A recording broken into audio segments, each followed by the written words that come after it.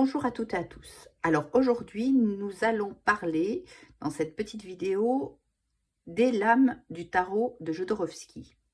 Alors effectivement, nous allons voir de manière brève le chemin de vie. Donc là, on peut voir que c'est un chemin de vie 7 par rapport au calcul comme je vous ai appris. Nous allons plutôt nous attarder sur les lames de cette date de naissance. Alors nous avons le soleil.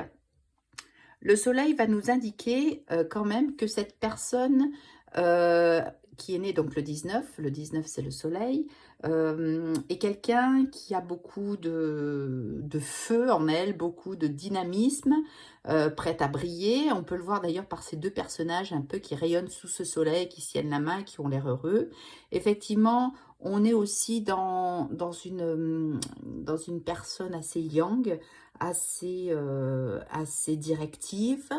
Nous d'ailleurs, nous pouvons remarquer dans cette date de naissance que le 19 est une dette karmique qui est en rapport souvent avec l'ego, le pouvoir. Donc, j'ai envie de vous dire que même si cette personne est battante, va de l'avant, est capable de succès, de réussite, elle a ce côté quand même avec un peu d'ego, un peu de pouvoir. En tout cas, d'en avoir conscience, ça va lui permettre peut-être de ne pas exagérer, voilà, d'être dans la voie du milieu, dans le juste milieu, on va dire, des choses. Alors, effectivement, cette lame du feu, puisque le soleil, c'est quand même le feu, c'est quand même ce rayonnement, c'est quand même toute cette positivité, on peut voir que c'est quelqu'un qui va être... qui peut avoir peut-être un peu de la folie des grandeurs, si elle a une dette karmique 19 et qu'elle n'en prend pas conscience. La dette karmique, alors qu'est-ce que c'est? Alors je vous l'ai déjà dit dans une vidéo à proprement parler. La dette karmique, c'est une cause de loi-effet. On nous dit que toute action entraîne une conséquence. La dette karmique 19 va porter sur tout ce qui est en rapport au pouvoir. La possibilité d'avoir dans une vie, enfin la possibilité d'avoir dans une vie antérieure ou dans cette vie-là d'ailleurs, fait souffrir quelqu'un par rapport à son pouvoir, par rapport à son autorité.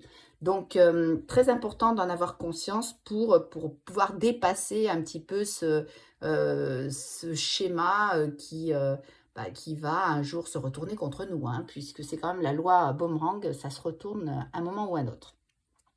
Alors, on peut voir que la personne est quand même aussi beaucoup dans la réflexion, parce que le nombre 9, qui est le nombre de l'ermite, nous renvoie quand même à quelqu'un qui a une spiritualité assez importante. Là, on voit que cet homme, dans sa main droite, a sa petite lumière, sa petite lumière qui l'éclaire, on peut le voir là. Et puis dans sa main gauche, une sorte de bâton qui nous fait penser quand même au bâton du pèlerin, qui est là pour le guider.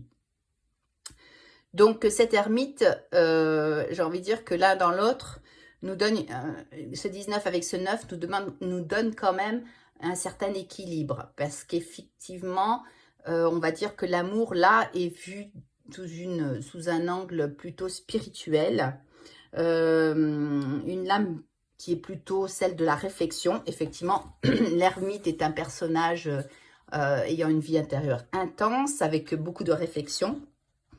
On peut voir dans l'ermite aussi une histoire de temps, où elle a besoin de temps pour s'engager, pour avancer.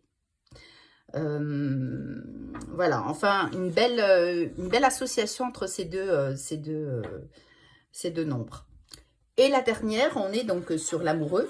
L'amoureux qui est toujours une carte un peu particulière qui peut nous parler de l'amour, effectivement, de Cupidon, qui est là-haut, vous voyez, au-dessus des deux personnages, mais qui nous renvoie aussi à une histoire de choix. Les gens qui ont beaucoup de 6 sont souvent dans le choix amoureux, dans le doute, beaucoup dans la dualité par rapport à des choix, des décisions à prendre. Très intéressant aussi comme l'âme, l'amoureux, qui nous parle aussi, associé au soleil et à l'ermite, à une belle histoire d'amour. Donc voilà, il y a des choses qui ressortent en tout cas de cette belle date. On peut voir donc d'une façon générale par rapport à cette date de naissance, bon, un chemin de vie 7, donc assez dans la réflexion, effectivement, hein, dans la spiritualité. Vous savez bien que le chemin de vie 7, ce sont les valeurs, on va dire, analytiques un petit peu. C'est le philosophe, celui qui a besoin de s'isoler pour réfléchir, qui a besoin de méthode, qui se donne une certaine rigueur aussi, parce qu'il se donne le temps pour réfléchir à ses objectifs de vie. Hein. Il peut être sélectif, il a le côté mystique, effectivement, parce que il a ce côté un peu introverti. Ça peut être quand même quelqu'un lié à la religion, enfin religion, on va dire à la foi en tout cas. Quelqu'un très axé sur tout ce qui est en reliance avec la réflexion sur des réflexions métaphysiques de la vie concernant notre arrivée sur Terre, pourquoi on est ici. Voilà, on quête un petit peu de toutes ces choses qu'on n'arrive pas à palper. Hein. C'est le côté mystique de ce set.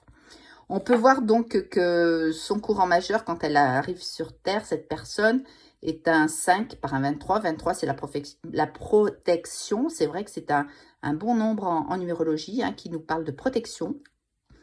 Et ce 5 nous parle d'un côté mouvement, dynamo de cette personne. Le 5, c'est celui qui bouge beaucoup, qui n'a pas peur de se déplacer, qui n'a pas peur d'entreprendre. Parce qu'il faut que ça bouge. Hein. On ne peut pas rester comme un 4. Le 5, ça décoiffe. Hein. Ça décoiffe, ça bouge, c'est libre, c'est mobile, c'est pas sédentaire. Voilà, c'est souvent des gens d'ailleurs qui peuvent avoir des métiers très mobiles, très en mouvement. Hein. Ils ne peuvent pas rester sur place. Voilà, donc une belle date de naissance. On peut en dire encore plus que ça. Effectivement, c'est toujours dans mes vidéos un descriptif assez rapide, hein, on va dire.